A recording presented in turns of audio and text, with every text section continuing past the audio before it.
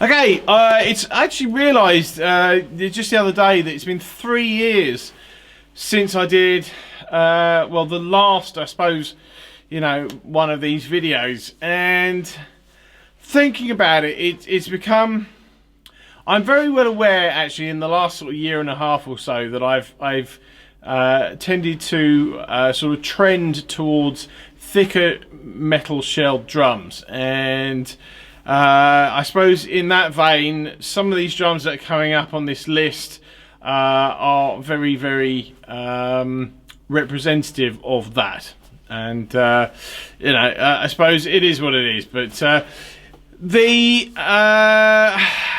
I'm not actually sure right now how many drums there are going to be on this. I'm thinking probably 6 or 7.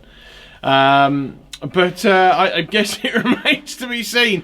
What I thought I would do, though, I would just give I'd give a rundown. I mean, I do get asked quite a lot what my favourite, what's my favourite snare drum, and I think probably ultimately that hasn't actually fundamentally really changed from the previous time or the previous video that I did on this subject, and that will actually be probably Wood One, the Craviotto Timeless Timber 14 5.5, and well, you know what, actually,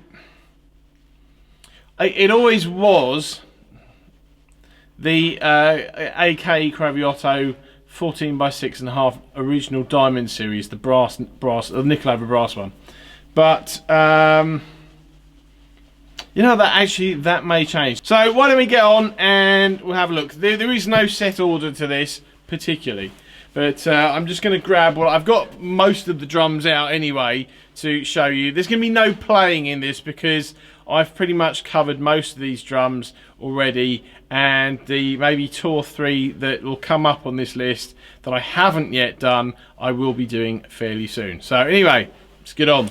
I think, right, so the first one I mentioned, which is the I was going to get this out of the case. So the first one I mentioned, and that's this one, which is the Timeless Timber 14 5.5. This was a 1 of 1, which I picked up in 2000, and there you go. In fact, there you go. Look, you can have a look at that while I'm going on. I picked this up in 2006. This was the first drum I ever bought from Steve Maxwell, and as I said, it was a 1 of 1. It was $2,500 then, and Steve told me that this was one of the last boards that Johnny had that he was making Timeless Timber drums out of. I won't go into the full detail on that. As I said, I did a video of this years ago, and I will probably redo that video at some point. But I think for me, I actually dug this out to do a sound file on it just a week or 2 ago, and it sounded fantastic. And the person that I sent the sound file to also commented on it, completely unsolicited as well. He commented on it. And sort of 13 years on, it's a drum that I get out and play sparingly, mainly because of just what it is, and I don't want to mess it up. But it's such a wonderful drum to look at. It's this highly figured maple, and it's all 24 karat gold, except for the wires underneath, which are pure sounds. It may even be that the wood has got slightly darker over the years. It's just, I take this drum out, and if I don't play it, I'll just sit and look at it, and to be honest, get a little bit mesmerised, and then put it away again. But I do play it. As I said, I took it out to do a sound file just the other day. But I've used it on stuff. I've used it on 1 or 2 recordings over the years. It's just a fantastic drum, and I think if you'd have caught me, if you'd caught me certainly at the time of getting this, I remember thinking that the there was something just a little different about the sound of this particular drum. Whether or not that was, it was all hype, and that the cold water that the wood had been under had sucked out some more of the sort of air and whatever in the I don't know, but I could have sworn that certainly when I got it in 2006, I remember doing a recording and thinking that it sounded just a little bit more edgy than some other regular maple drums. But so I mean, the other thing that I've been thinking about this over the last couple of days, and if someone had sort of asked me whether or not I was a big fan of wood drums or metal drums, or which one I prefer, I possibly would have said wood. And as I started to think about this list and how it was developing in my mind, I kind of realised that most of the drums are metal, and I don't know why particularly. I really don't know why. But I mean, it's more of I think an each to its own, and So this is the Diamond series. If you've not checked out these drums, I mean, there was only let me say, I mean, there was 50 in the original run, and then there was also 50 black diamond versions, which basically the main difference was in the hardware. Shell wasn't different, but all of these diamonds were blacked out, and there was one on Reverb. I think it was Reverb recently. The fella wanted $8,000 for it, which was entirely about $4,000 more than certainly the last one I saw go up for sale, because I bid on it, and I was outbid at $3,600. I think it went for $3,007 or something in the end, and that was a couple of years ago. But this drum, I mean, the shell is designed after a 1920s two-piece Ludwig, and that's sort of basically how Adrian makes them. This is an Adrian Kirscher made shell, and Adrian is one of the best metal shell guys making drums today, and I think if you want vintage drums restoring, Adrian's probably the guy to do it. If you want really good 1920s-esque drums that are brand new, that you can play and that you don't have to worry about them falling apart, Adrian is the man to check out. I think that some of the drums that Adrian made for Craviotto, or in collaboration with Craviotto, this, while it's designed to be while it's sort of based upon a 1920s, 1930s old Ludwig design, I've got one of Adrian's two-piece brass shell drums, which is the Gold Triumphal, which, funny enough, doesn't actually feature on this list as such, but that drum plays like a 1920s drum. It's built out like a 1920s drum. It feels like a 1920s drum to hold, and I'd sold one, but I've still got an actual 1920s snare drum here, so I do have a direct comparison. And that Triumphal basically has every vibe to it, leaning towards 1920s and 30s drums. These drums, however, and I'm not saying these are the only ones that Adrian made. Adrian only makes sort of one style of drum. He doesn't, but and I think this is testament to that. Is that this drum is definitely leaning towards what I just said, but at the same time it plays like a modern drum. I've gigged this, admittedly not down the local pub, but I've gigged this drum. I have no problem playing this drum. In fact, you might be able to catch some of the, I don't know if you'd be able to catch some of the wear on the head there, but it's there, I promise you. And this drum feels like a modern drum, and the sound of it is, I mean, it's quite. I see this drum as having a sort of a slightly sort of thinner but very pure tone to it. And in fact, I will just.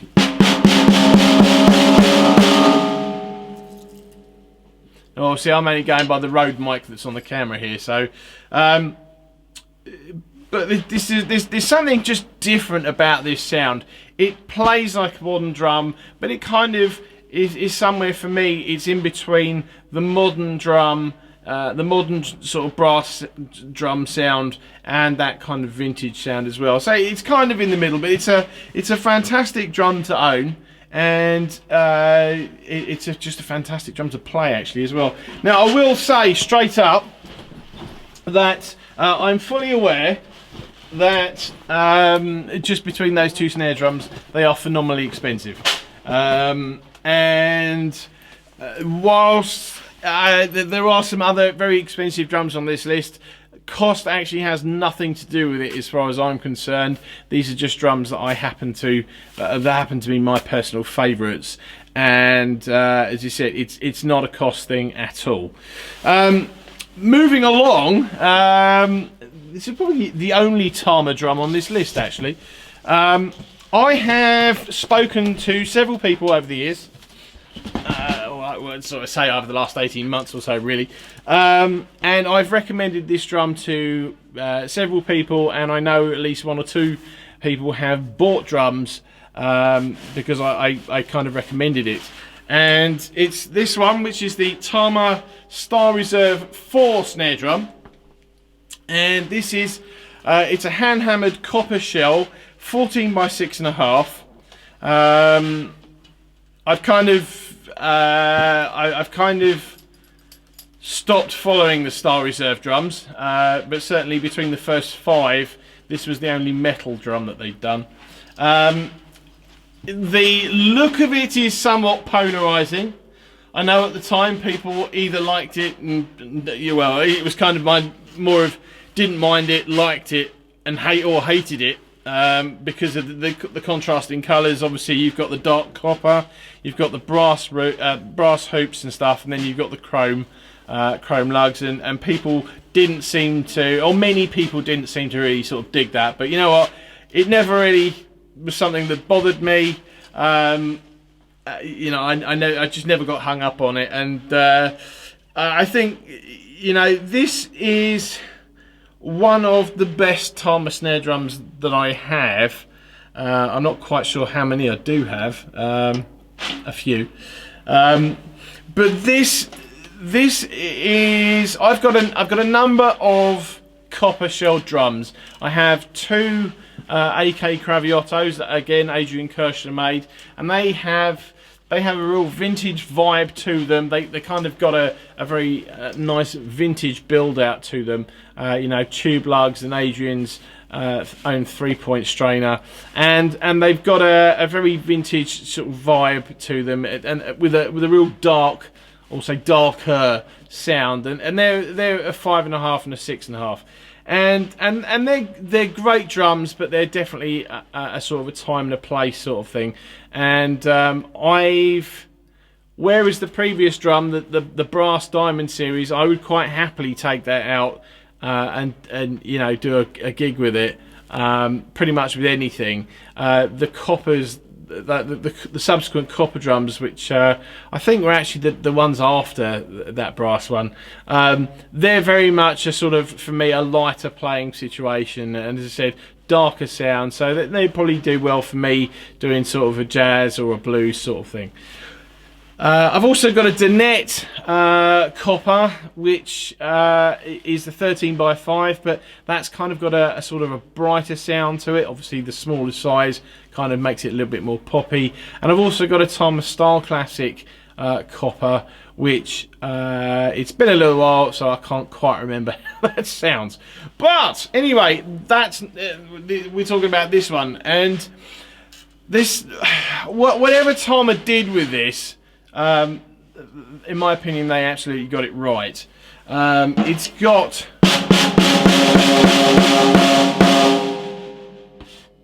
that's quite. I've got it quite low at the moment, but it's got body to it. It's kind of darker at the lower sort of lower tensioning, but when you crank it up a little bit, it's got such a pure tone to it that really makes it a joy to play, and it sounds just so wonderful on a recording or you know, in the ears and whatever. And it's just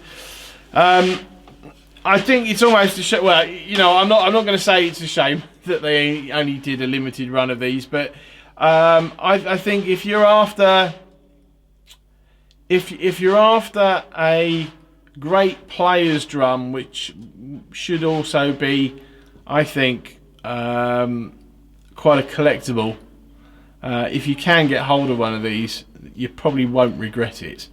I certainly love mine. And you know, if I was going to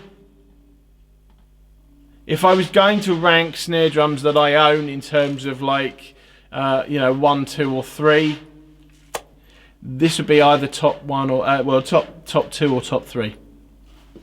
Not quite sure which one, but it would be in the top 3 for sure.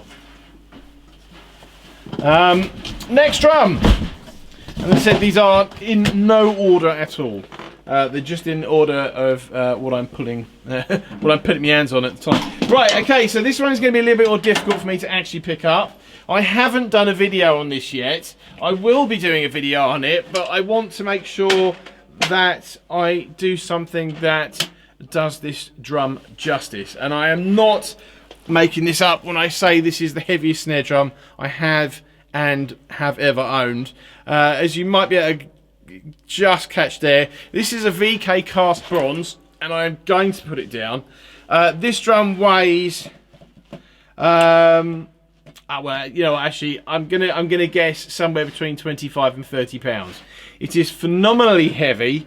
I've let 4 other people play this drum, and they've all looked at me in kind of amazement.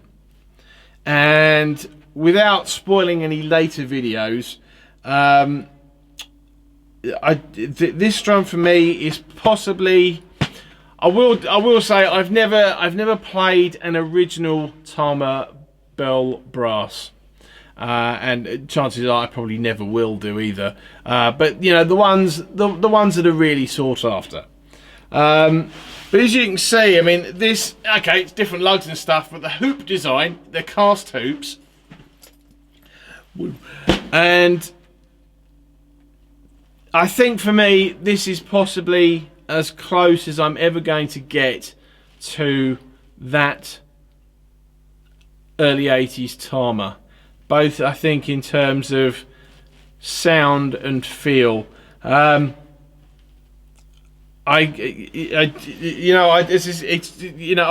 from the fact that I had this made, and there you go, that's my daughter's paw print and her details there, and it's just kind of a little bit lost for words, actually. This is just a phenomenal snare drum. It really, I mean, there's nothing more I can really say. There's no way it couldn't be on this list. It's a phenomenal snare drum to play. The sound of it, basically, you hit it and it kind of sounds pre-EQ'd. It's got a very, very pure tone. If you've got the original, you know, the smack of the stick, and it just kind of tapers off nicely. It is such a perfectly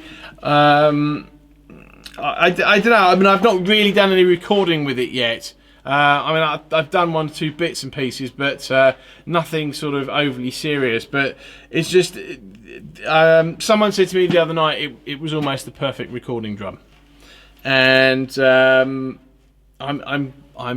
certainly inclined to believe that. It's a fantastic drum. And as I said, whilst I put it down, there will be a video forthcoming, one in-depth one, so I don't want to go on about it too much. But right, next one is this one, which again, oh my word, Right, I'm just going to sit down for this because I mean, right, you'd think this was actually, you would think this is heavier than the VK, but it's not.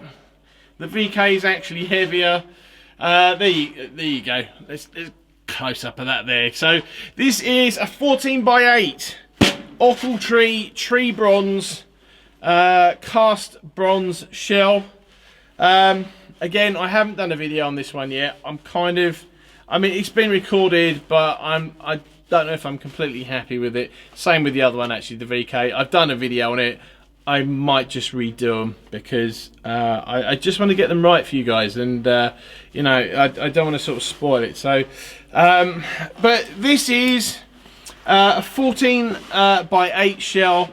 It's 5mm thick, and I think there's probably a reason why Danny Carey uses one of these, or certainly owns one of these. It's just, it's quite versatile sonically. I personally love the way it looks. I love the hoops, I love the shell, I love the design, I love the colour of the shell. You know, there's nothing about this that I don't like immensely. And you know, it's I can't remember where I've got it tuned up, but so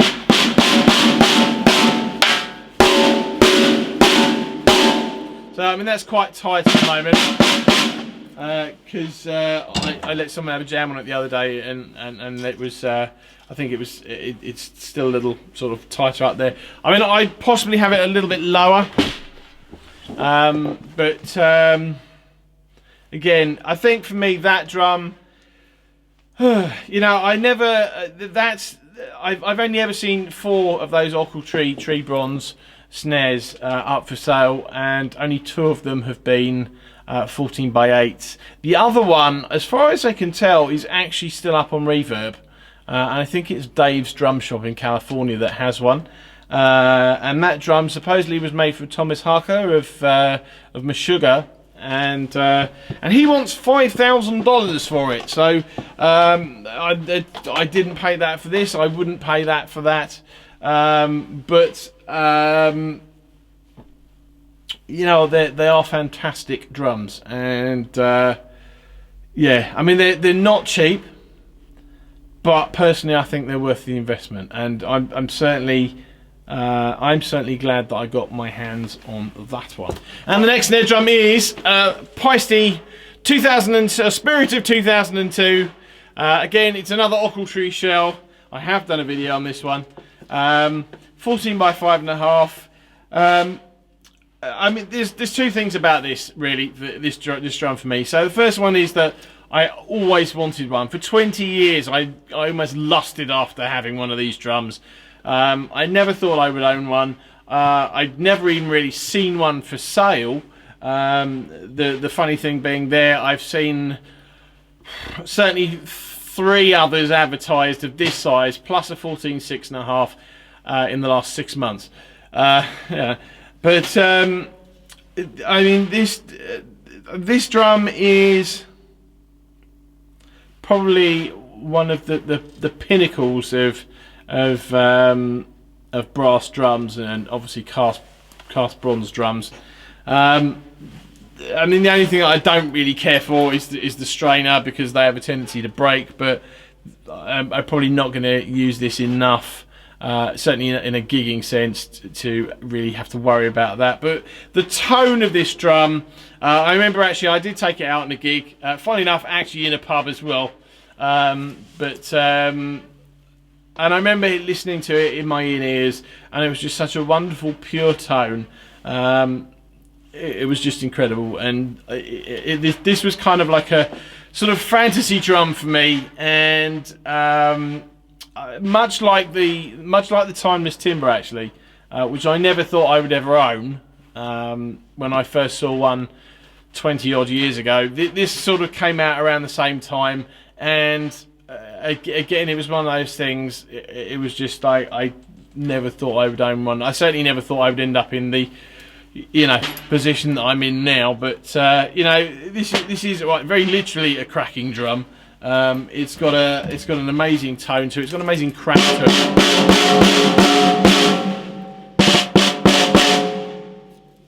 And you know, like these other three bell bronze drums, just the tone is amazing. I think it just absolutely lovely.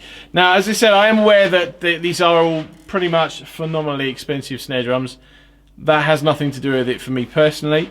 And I've said before, I've been very lucky in respect to you know, being able to get hold of these drums and well, you know, being able to afford these drums.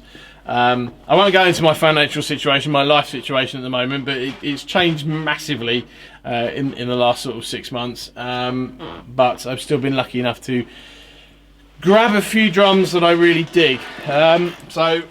Okay, so another snare drum that I want to talk about, which I have done a video on, and which, to be honest, I quite simply just couldn't be bothered to get out the pile of boxes, is this drum, which is the Charlie Benante signature snare, and it's a 14 by 6.5 inch steel drum, die-cast hoops, and it's got a black sort of, well, I don't know what you want to call it, a black sort of paint, something where on the inside of the shell, which I seem to remember Charlie saying that it had a little bit of a sort of a calming, dampening effect to the ring of the shell. Whatever it does it fantastically well, and for a drum that's sort of about, well, it's a sub 400 mark. I really enjoy playing that drum because it's very controlled. It's not too ringy, which you might not sort of ordinarily see from a steel drum, but it's got, I mean, the hoops will calm that down as well, but it's a great drum to play. I routinely look to that drum to want to take it out and gig with it, simply because it's just it's got such a great tone to it, and you know, it's just it's one of those things. I think it looks very similar to another drum that Tama had in their lineup, and I forget which one it was off the top of my head, but certainly when I was doing the research on that drum a couple of years ago, it was very, very similar to another drum that was in Tama's lineup at the time. But it was, I think that one maybe had 8 lugs and this had 10, or whichever way around it was. And you know, it was slightly different spec wise, but it seemed quite similar. And I was a bit torn as to whether or not I you know, spend the money on it, given that it's, you know, it wasn't phenomenally expensive, but it's one of those things. It's like, do I or don't I? Is there enough difference between this drum, the signature drum, and the other one, which was, you know, not insignificantly cheaper? But you know, I got it, and it turned out that it really is a fantastic, great drum. So I think, in probably concluding, just as a sort of an almost made it sort of category, you could probably throw in there any Craviotto snare, because I mean, let's face it, you can't really go wrong with the Craviotto. Again, they're not tremendously cheap. Even the sort of lower end ones are not particularly cheap, but you know, you do still get that same Craviotto shell. The fundamental shell is obviously what makes the drum what it is, and I think, you know, I've been a long time fan of those drums, and I think it's just, you probably can't go wrong with any Craviotto. I've very rarely ever seen, I think, any sort of negativity towards that brand, other than, you know, the obvious one that people moaning that it costs so much. But you know, it is what it is. You pay for what you get, and you know, you have to take in consideration where these drums are made, and the fact that they're handmade by a small bunch of guys to a phenomenally high standard. So but I think that's it. As I said, it was a bit of a surprise that they were pretty much all metal drums. I wouldn't have pegged that myself, but in terms of what these drums are to me, they are my favourites. They're kind of favourites for different reasons. Anyway, look, thank you for watching. Hope that was enjoyable. Any questions, please feel free to ask. Thanks for watching, and I'll see you next time.